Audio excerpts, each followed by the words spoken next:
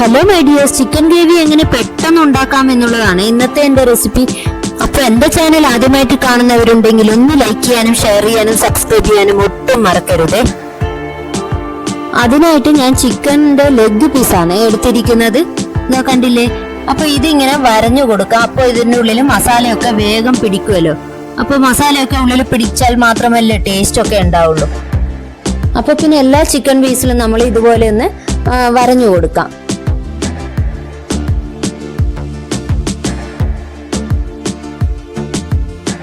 അപ്പൊ പിന്നെ ഞാൻ ഇതെല്ലാം ഇങ്ങനെ റെഡിയാക്കി വെച്ചിട്ടുണ്ട്. ഇനി ആവശ്യത്തിനുള്ള പൊടികൾ ചേർത്ത് കൊടുക്കാം. അങ്ങനെ ഞാൻ ചേർത്ത് കൊടുത്തിരിക്കുന്നത് ഉപ്പ്, മഞ്ഞൾപ്പൊടി, കുരുമുളക് പൊടി, മുളക് പൊടി, പിന്നെ ഗരം മസാല, പിന്നെ ഒരു 3 ടീസ്പൂണ് പുളിയില്ലാത്ത കേടും, പിന്നെ ജിഞ്ചർ ഗാർലിക് പേസ്റ്റും, കുറച്ച് ചെറുനാരങ്ങയുടെ നീരും അതും കൂടി ഒഴിച്ചു കൊടുത്ത് എല്ലാം നല്ലപോലെ ഒന്ന് നമുക്ക് മിക്സ് ചെയ്ത് കൊടുക്കാം.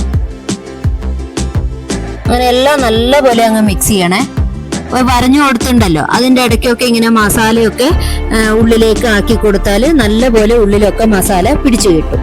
അങ്ങനെ എല്ലാം റെഡി ആക്കിയിട്ടുണ്ട്. ഇനി നമുക്കൊരു 20 മിനിറ്റ് റെസ്റ്റ് ചെയ്യാൻ വയ്ക്കാം.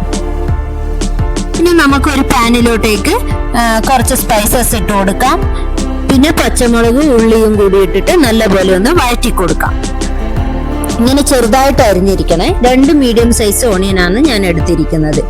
എന്നിട്ട് അതിന്റെ കൂടെ കുറച്ച് മഞ്ഞൾപ്പൊടിയും ചേർത്ത് കൊടുത്തിട്ട് പിന്നെ റെസ്റ്റ് ചെയ്യാൻ വെച്ചിട്ടുണ്ടായിരുന്നല്ലോ ചിക്കന്, അതും നമുക്ക് ഇതിലോട്ടേക്ക് ഇട്ട് കൊടുക്കാം. പിന്നെ വേവാൻ വേണ്ടി കുറച്ച് വെള്ളം ഒഴിച്ചു കൊടുത്താൽ മതിയാവും. നമ്മൾ കുറച്ച് വരട്ടിയ പോലെയല്ലേ ഉണ്ടാക്കുന്നത്, അപ്പൊ കുറച്ച് വെള്ളം ഒഴിച്ചു കൊടുത്താൽ മതിയാവും. ഇനി ഒരു 10 മിനിറ്റ് നമുക്ക് വേവിക്കാൻ വെക്കാം. ഇതാ കണ്ടില്ലേ, ഇതുപോലെ ഇരിക്കും. ഇനി എല്ലാം കൂടി ഒന്ന് തിരിച്ചിട്ട് കൊടുക്കാം. ഇപ്പോഴത്തെ ചിക്കനൊക്കെ വേഗം വെന്ത് കിട്ടുന്നതാണല്ലോ, അതുകൊണ്ട് എല്ലാം ഒന്ന് തിരിച്ചിട്ടിട്ട് ഒന്നും കൂടി ഒരു 10 മിനിറ്റ് വേവിച്ചാല് മതിയാവും.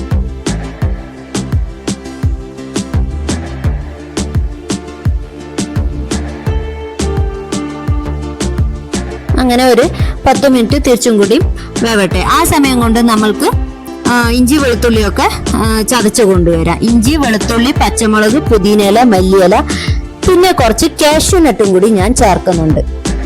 നല്ല ക്രീമി ആയിരിക്കും. ഈ അണ്ടിപ്പരിപ്പൊക്കെ ചേർക്കുവാണെങ്കിൽ നല്ല ക്രീമി ആയിരിക്കും.